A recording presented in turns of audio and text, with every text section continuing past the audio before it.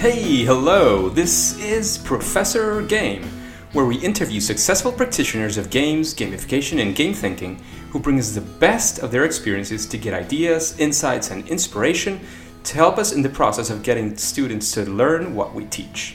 And I'm Rob Alvarez.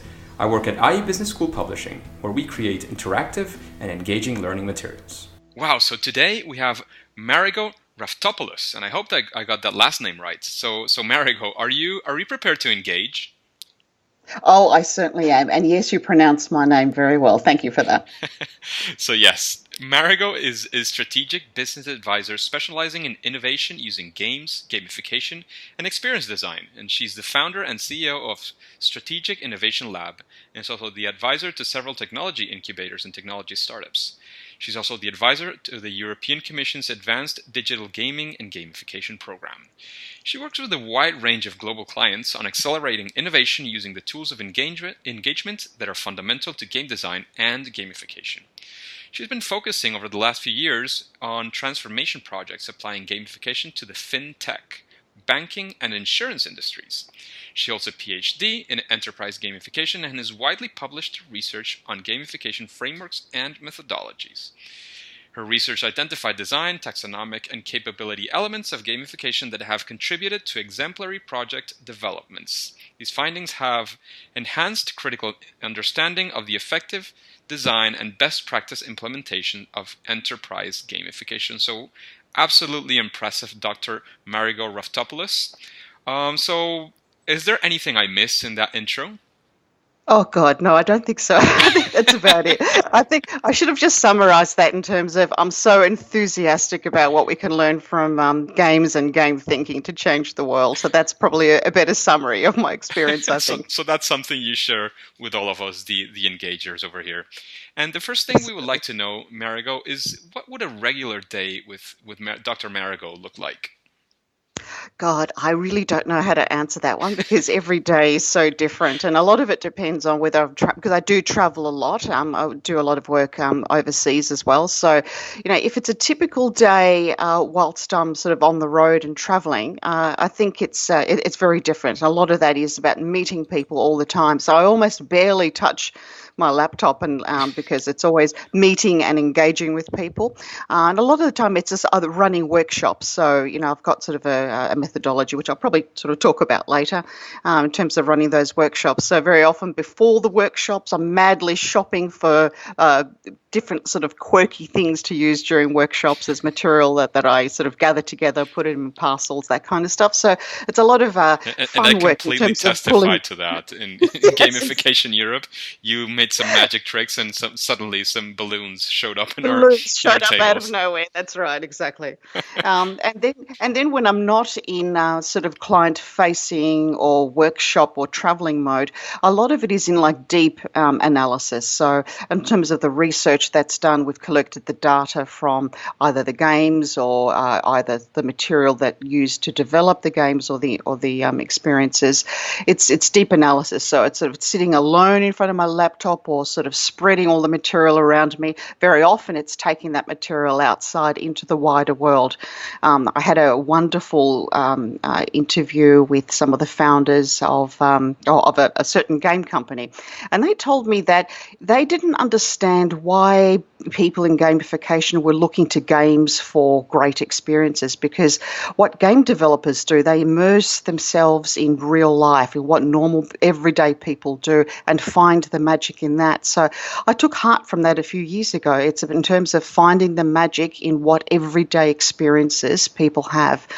So I'm often an observer of life and experiences in different countries. So I'm often sort of exploring in museums and galleries and parks and just cityscapes and sort of seeing observing what people are doing and when they're smiling and when they're happy or when they're engaging with their children or with each other, and finding those magic moments, because that's what game developers actually do. They find the magic in real life and put them into games. I have to say that's definitely the first time that we've heard that, at least in this podcast, and it's an actually amazing thing to think of, because it's not only looking at the games, and many people say in gamification that some like games a lot, others say that they don't engage in video games or games very much. But this is a new angle from where to tackle all these things, and I find it very interesting. So thanks for that. Oh, it is. Oh, absolutely. No, it really sort of made me stop and think very deeply about what we were doing. So I think it was the best advice I ever got. That's beautiful. The next question that we have is there any like favorite fail that you've had? Is there anything that maybe the experience where you failed and that's led you to a future success, or anything that you feel that we can learn, any failure that we can learn from that you lived in first person? Yes, I won't name the company, but it Fantastic. was, that's great, that's right. You don't want to be sued, do you now? Uh, So yeah, they wanted to develop and this was probably sort of fairly on in my career, and it happened this one time, and it was, I often get, sort of have to sort of think about sort of what this experience led to, and I sort of try and sort of always pull back. Is when you're working with a client and they have their own ideas of what a certain game should look like, and you sort of as a consultant, you don't want to sort of, in those days I thought, well, you need to hear what the clients have to say. And I'm a big believer in listening to the people who own and have and live with the problem before you sort of develop a solution. But it was an innovation project, and the game they had their heart set on was a racing car game. And, advise them in terms of racing cars and innovation. Shouldn't we have something that's more collaborative rather than first past the post? But, they sort of wanted to go ahead with that. They saw a racing car game, and their view was, their strategy was, me too. We want that kind of game, even though it was a completely different organisation and a different problem that they was trying to solve. So we went along with it. I mean, the process of unpacking the problem and developing sort of using a collaborative approach towards developing the game, used the same approach, but the outcome was really driven by a picture they had at the end of their mind in terms of what the game or the game experience should look like. And that sort of upset the process a little bit, because if you don't start with a completely open approach and have a completely open mind, people will have a certain agenda and drive down towards a certain track. So whilst I could see that, I could see the power play that was evident. There were certain, influential people in the organisation that wanted this. And, I let that run. So, okay, the customer knows best. Let's run with that. And it was too hard to deal with the politics of trying to change this very senior person's mind in terms of the type of game that they wanted to play. So hence we produced a racing car game for this innovation project. And everybody thought, yeah, the game was a success because everybody loved to play it.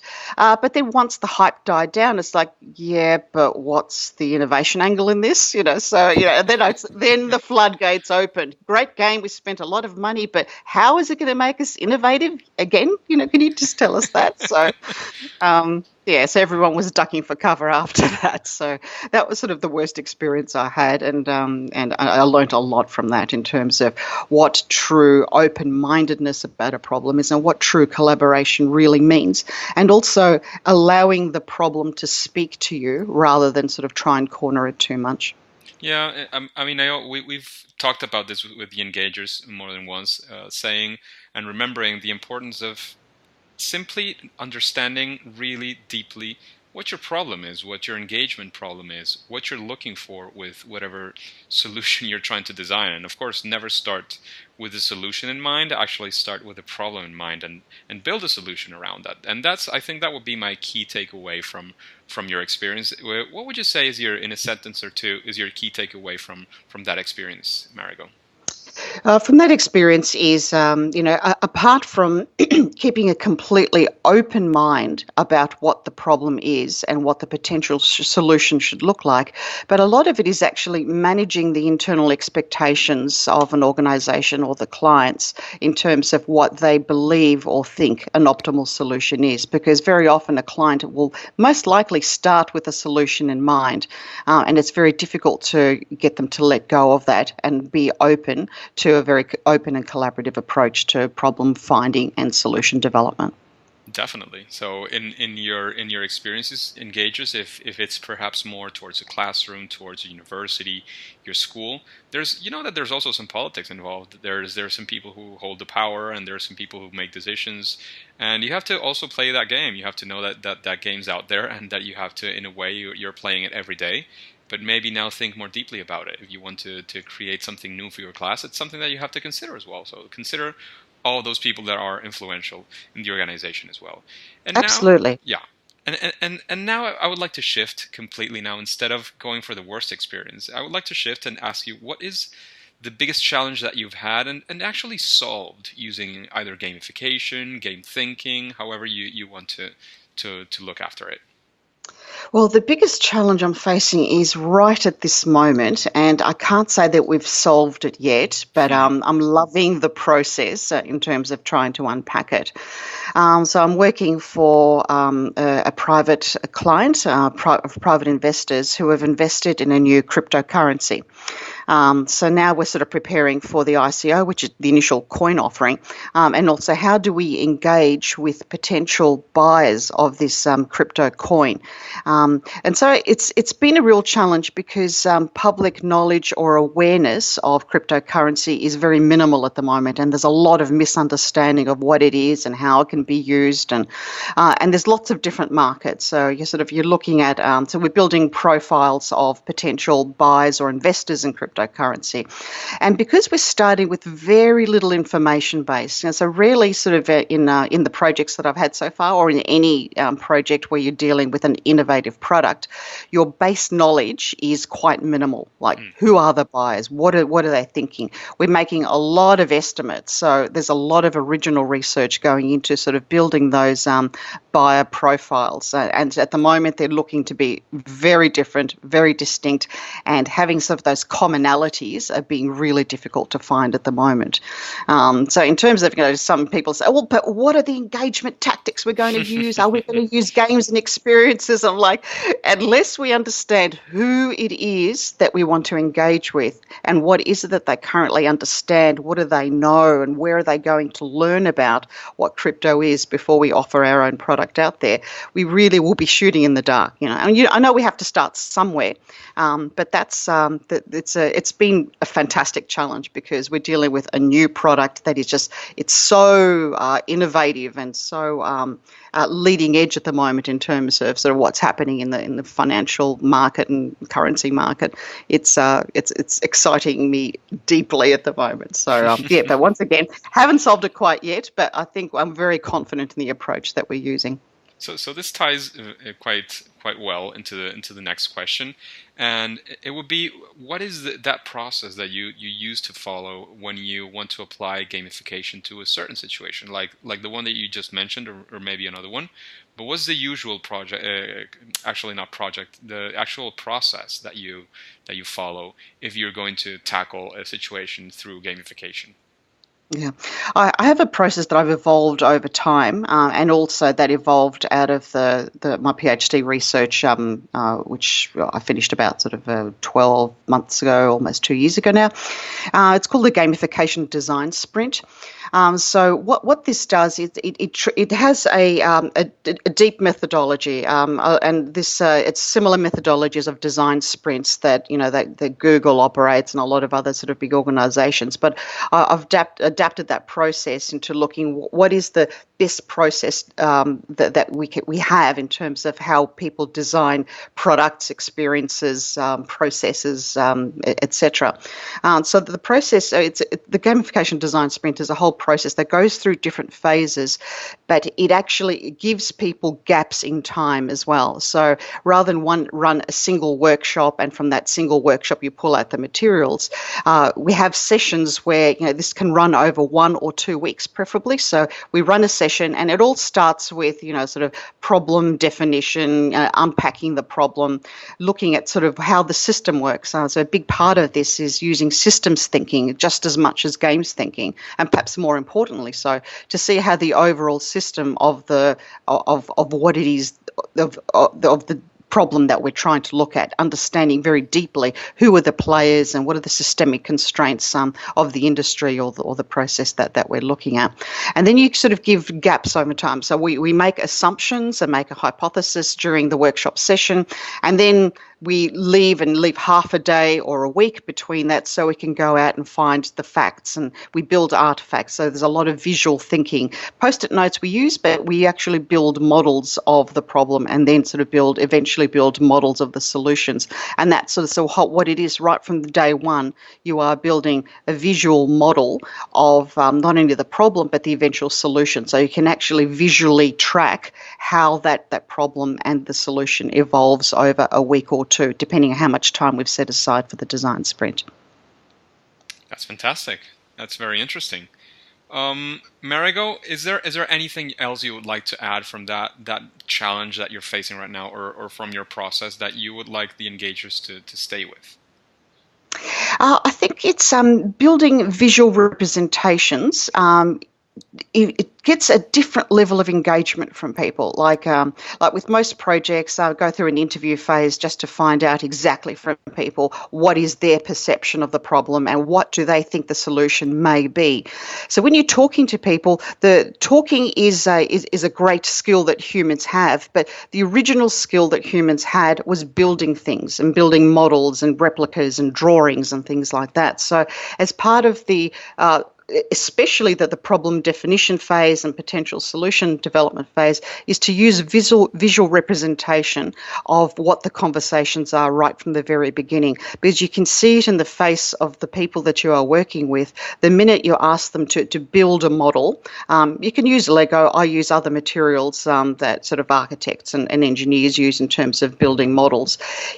As they start to build, they see different things in what it is that they're trying to say, as do you as well. And you get a 360 picture of the problem by using visual representation of the conversations and the workshops that you have. Yeah, definitely. So visual thinking, so to speak, Absolutely. and taking things to a visual level, to a visual representation, is something that can be very useful to not only express it to others, which is fundamental and it's very important, but even to get your ideas outside of your head. In my personal experience, I realized that thing that they talk about a lot of journaling and that stuff, the main idea behind this is not whether you write well or you don't write well or somebody else is going to read, which is also important, but it's getting the ideas outside of your head so that in a way they stop tormenting your head. You put them down somewhere and see if they make sense. When you read them, when you visualize them, you can maybe see if they still make sense, and you can show it to somebody else and see if it makes sense. And it helps express what you're saying and taking it again outside of your head and trying to build something with that. And that's something that's very human. And I to be honest, in my experience, I've found it very, very useful as well. Absolutely. Agree totally. So, Marigo, in this second part of the interview, we move into sort of, I like to call them the quick answers, the quick tools, tips, and tactics. It doesn't mean that you can't expand on any of them, but the idea here is to grab again, ideas, tools, tactics that we can use in our everyday creation, or maybe for the first time if you're going to design something that can be almost immediately used, or something you can start doing almost immediately. So the first one I would like to know is if there is anything that you would name as a best practice in the gamification space. Yes, I think people who have went to Gamification Europe will know that my big thing, the best practice at the moment, I think, is systems thinking. I think that's really important for anyone interested in any form of engagement development. That's fantastic, and that's very important. I've seen the growth in the amount of people actually talking about this around the game design and the gamification designers, thinking every time a bit more about the systems thinking, and I think you're definitely one of the pioneers in that, and I hope you do lead the way for the rest of us in that sense. Oh, definitely will. Absolutely. And changing it a bit, what's your favorite game, Marigo? Not that I've played very much of it lately, but World of Warcraft, in terms of a beautifully put together virtual world that has thought about everything, from just engagement and from sort of leveling, and also because of the economist in me, just sort of I marvel at the virtual economy that they've built in that. So to me, it's a masterful piece of work. Is there anything that you would like to like point out of why you love that design? And I'm not speaking just of the visual design, but the design of the game in general. Is there anything you'd like to highlight? The leveling system, as frustrating as it appears to be, I just think it's a very complex one. But it's to me, in terms of, if you go back to how people, real or humans, learn in real life, it's the learning process that's been so beautifully woven into World of Warcraft. Yeah, that's beautiful. There's the next question, and it's, who would you like to listen to interviewed in Professor Game? And it's probably outside the game space, if that's sort of if that's okay. I was thinking deeply about it, and you're probably going to go, "Oh no, here she goes again." But probably someone from the systems thinking domain. Peter Senge is just, he's not sort of active in this space at all, but I think talking to some of the pure system thinkers who would almost be surprised that people are looking, or they probably won't be surprised that you're looking at games, because a game is a complete closed loop system. So I think when you sort of talk about some of the founders of and leading thinkers that have been around sort of for a very long time in systems dynamics and systems thinking, and I'm happy to get a list for you. I think it would be extremely interesting to hear from them how systems or closed loop systems work, and I think that will give us as gamification practitioners an insight into the engine room of a system, of which is, and I think very often, from the people, everything that I've read and people that I've met with in gamification, I don't think we very often look behind the engine and sort of see how it's actually put together from a systems perspective. So I think that would be sort of a very valuable interview. So that's what I would recommend. The name of the person? Look, I'd say that there's a lot more. I won't sort of give a name. I'll give you a list of names, sure. and I can, but definitely someone from that systems thinking domain. That sounds fantastic. Is there any book that you would recommend to our listeners, whether in gamification or systems thinking, that you think would help us in the process of creating a gamification environment, especially in education, which is one of the main areas of interest of the audience? Yes, I think from a like a general systems view, probably the fifth discipline. Now that book has been around for quite a while, and I only recently reread it, and I'm just amazed at how relevant it is today. And I would recommend that for everyone, including people who learn, because the whole sort of center around the fifth discipline is not about understanding how systems work, but about how systems and how people learn inside those systems. So I think for people who are working in learning and education, I think it's really important to understand those aspects. But also they have a big section in there on organisational learning, about learning in general, and how for us to sort of look at a different future. How do we design for a future that is new, that's different, and very challenging? They have the form of adaptive learning and the techniques and the strategies that we need to do. So a lot of it is about unlearning how we've currently came here, and in order to develop a new way of learning about how do we now view our systems in a very different way than what we have before. So learning is at the core of any sort of systems thinking approach, because it's about unlearning and relearning. Yeah, this is something actually I think we touched, even though briefly, upon in Gamification Europe, about this. Well, you expanded on it on your talk about the systemic problems, and I mentioned it as well as the problem that might be in as a system in education. There's many things that are going on that I would rather think that can be changed and that can be improved for the better. I'm not saying everything that just because it's old or it's been going on for many years, it's wrong. I just think that the system, as hard as it is to change such a huge thing as education, there's many things that I think we don't have to just dump technology on top of what we're doing right now, but rather think how and what do we want people to learn, and how is it going to be useful and relevant? I mean, just like in gamification, if you create something for your users, you think about your users, you think about where you want to take them, what's the journey you want them to go through, and what's the objective, where do you want to lead them? And I'm not sure that we've thought that through once again recently for the educational system, and I'm talking like basic, like elementary to higher education. There's many things that I'm sure that we could rethink and we could improve massively, or even completely change and make it more relevant, as you're saying, to the future and to how we learn, and to what are going to be the abilities and the things that we need in the future as a society and as individuals as well.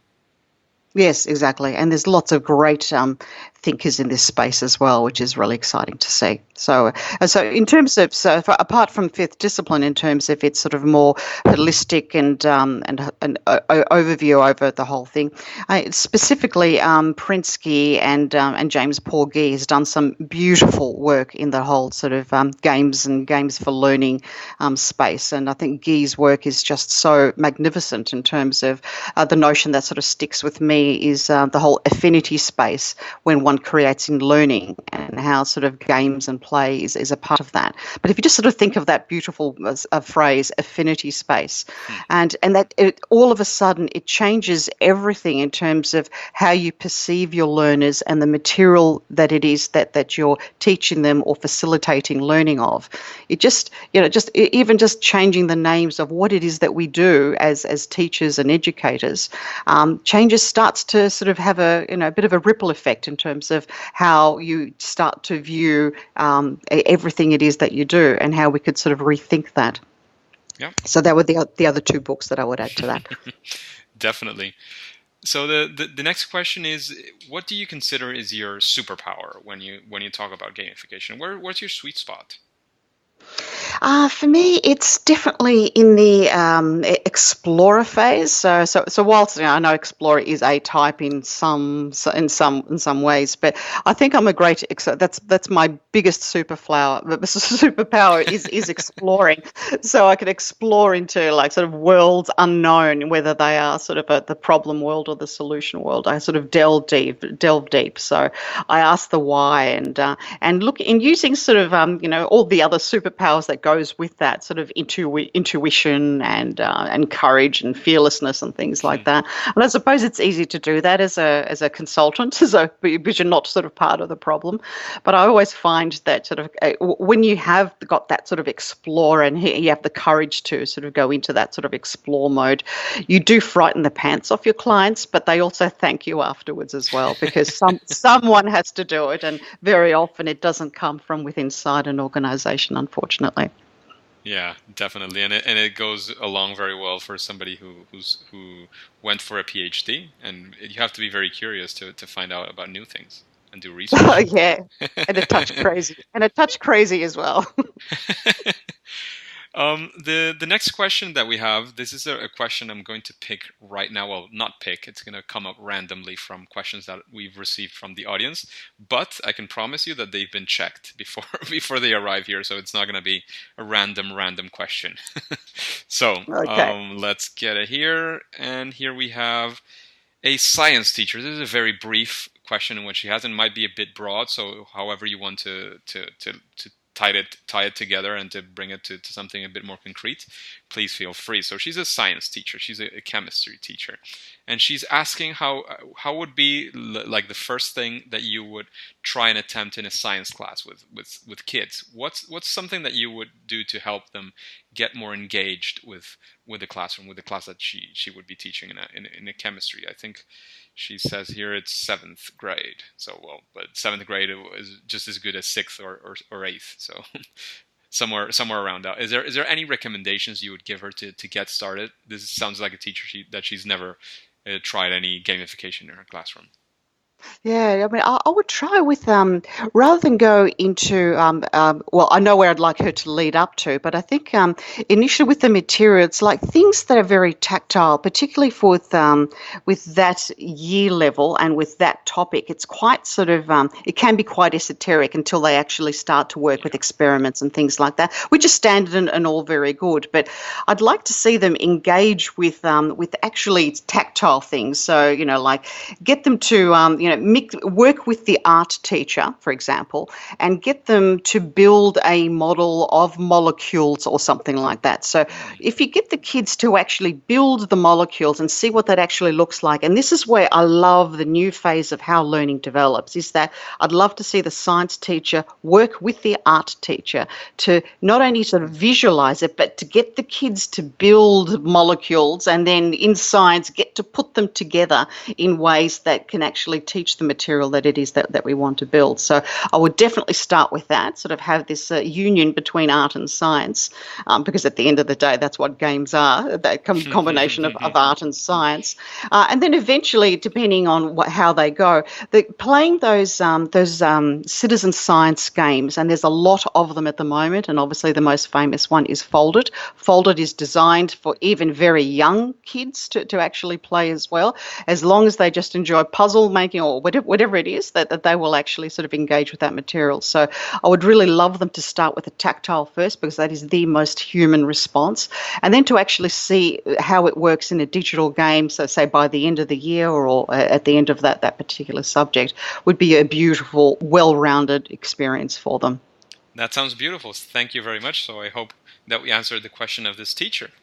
My Lastly, absolute lastly, Marigo, do you have any final quick advice for our listeners, especially those who have never engaged their learners or their clients using gamification? Is there any final piece of advice you would like to leave them with?